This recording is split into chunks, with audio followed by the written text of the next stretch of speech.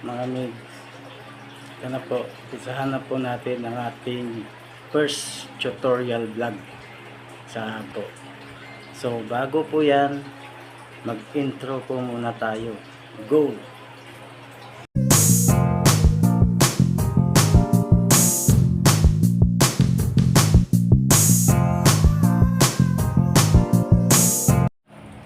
So yun, mates.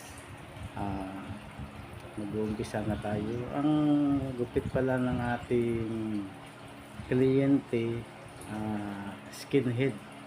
So ahit siya mga mates. So ayan, naglagay na tayo ng balabal, tissue para dun sa malalaglag na mga maliliit na buhok. So ayan, massage na po natin yung ulo ni client. Alcohol yun mga migs, yung ating nilagay para po lumambot ang part ng ating aahitan. So ayan, kumuha na rin ako ng shaving cream para po i-apply sa part ng ating aahitan para po mas lalo pong lumambot ang ating aahitan para hindi po tayo mahirapan. So ayan, hagod lang ng hagod hanggang sa nagkakentuhan pa kami ng ating kliyente. So tinatanong ko nga siya guys kung pwede ko po i-upload ang aming video sa Facebook, at salamat naman po at pumayag si Busing na i-upload ang aming video, kaya wala po tayong problema. Yun naman talaga yung ano natin, na sana napapayag natin ang ating mga kliyente. So ayan, malapit na po tayo mag-umpisa sa pag-aahit. Patapos na po tayo ng paglagay ng ating shaving cream. So naglagay na lang tayo ng bimpo para po dun sa patungan ng ating tissue na lalagyan ng ating inahitan. So ayan, palit na tayo ng blade. So sa mga baguhang mga barbero, lakasan nyo lang yung loob nyo kasi mahirap talaga sa umpisa sa barbershop. Iba kasi yung barbershop kaysa sa kanto lang na gupit. Kaya sa barbershop, iba-ibang tao yung makasalamuha mo, iba-ibang mga may mga masisilan. So talagang mapagdaanan mo na mapagalitan ka ng kliyente. So lahat yan napagdaanan nating mga barbero. So ayan, inumpisahan ko na nga pala si Busing na ahitan. So ayan, yan lang yung ano guys, yung swabe lang, yung galawang swabe lang, hindi yung minamadali mo. So yung isa ko nga kasama hataw din guys, oh. Sa kabila. So ayan, so balik tayo sa usapan guys. Yun, medyo na tapos ko ng tagiliran ni Busing. So sa likod naman tayo lilipat maya maya lang. So hindi pa yan final mga migs, kasi medyo may ano pa yan, medyo magaspang pa yan sa unang ano, unang pasada. So kailangan pa natin mamaya ulitin para masiyahan naman talaga si client pag hipo niya na talagang makinang talaga, makintab. So ayan, pasensya na kayo guys kasi medyo inaubo ko. So ayan na, nasa likod na tayo ng part ng ulo ni Busing. So ayun, hagod lang ng hagod. So pinili ko nga pala yung video na to mga mix kasi ano parang kakaiba siya kasi nakikita ko sa ibang mga vlogs na puro fading, balding yung gawa. So ito parang kakaiba naman. So ayan na. Pero hindi pa tayo nangangalahati. Pero okay lang. So about dun pala sa mga baguhan nating barbero. Huwag kayong matakot sumubok. Kasi ako naranasan ko din noon na mapagalitan ng ating mga kliyente. So talagang hindi na bago sa ating mga barbero, sa mga baguhan nating mga barbero.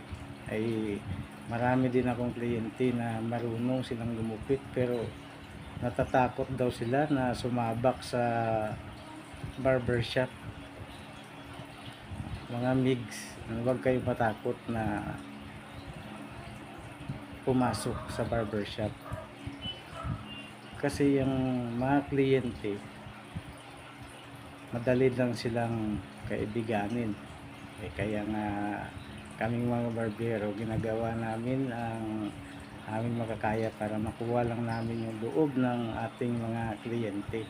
Although mayroong mga masusungit na mga kliyente pero normal lang siguro yun kasi ayun nga yung gusto nila, yung dapat yung masunod, yun naman dapat yung ating gagawin. So ayan guys nga pala, mga migs, ayun na, nasa kabilang side na nga pala tayo. So nawili ako sa pakikipagkwentuhan sa inyo. So hindi ko na malaya na ito na nasa kabilang side na pala ako at malapit na tayo sa top, sa taas. So yun, bali tatlo nga pala kami mig sa barbero sa barbershop. So yung isa nag-day off, kaya kami na lang dalawa yung naiwan. At itong pinagtatrabahuhan ko mga migs, yung nito, yung pangalan ng barbershop ay Bulldogs Barbershop. So yun, medyo okay naman yung aming kitaan at saka yun, ayun, nasa na tayo, sa taas na tayo. Ibig sabihin na malapit na rin tayo para matatapos. Pasensya na kayo mig sa voice over ko kasi medyo suguhan, kinakabahan, pero siguro masasanay din tayo.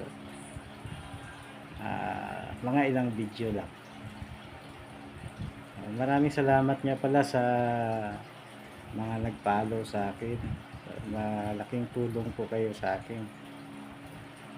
Maraming salamat po sa inyo at sinuportahan niyo po ang aking munting channel at page sa Facebook. Meron din po tayo sa YouTube.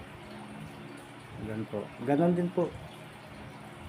Ayun nga lang, yung pinagkaiba noon sa yung account natin sa YouTube ay po siya, may @Migs Barber TV. Yun po. Kasi pag Migs Barber TV lang, hindi nyo po makikita. So ayun, patapos na po tayo. Malapit na po matapos ang ating skinhead. Sa paggawa nga pala nito, dahan-dahan lang po kasi medyo may kahirapan. Masyadong matalas yung ating blade. Isang hagod lang. Talagang ka nito, masusugat ka. Maaari kang masugatan yung kliyente mo. So kaya po yung hagod ko simple lang, yung mild lang. Yan na po, at kitang kita na yung katotohanan, kita na yung makintab na ulo ni Busing. Yan yung gusto niya, yung makintab talaga. Ayan, nagpipinish na po tayo, patapos na, at may munting naiiwan pa sa taas. So saglit lang naman yan mga boss, kasi medyo wala nang buhok sa area na yan.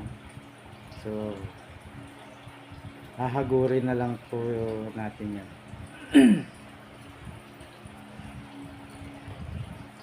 So ayun, andun na po tayo sa part ng top. Ayan, kasi may part na ano, may part po tayo na hindi na ano, nakayod sa baba, kaya yun binabalik-balikan ko. Tsaka yung ayaw ni Busing, yung may nakakapa siyang tira. Kasi Busing nga pala ano,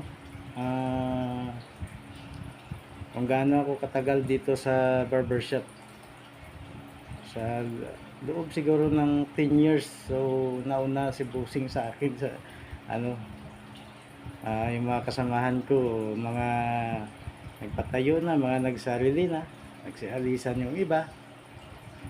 So yun,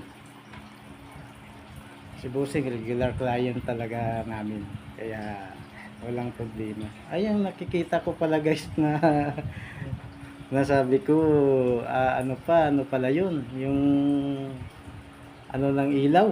Kala ko naman yung shaving cream.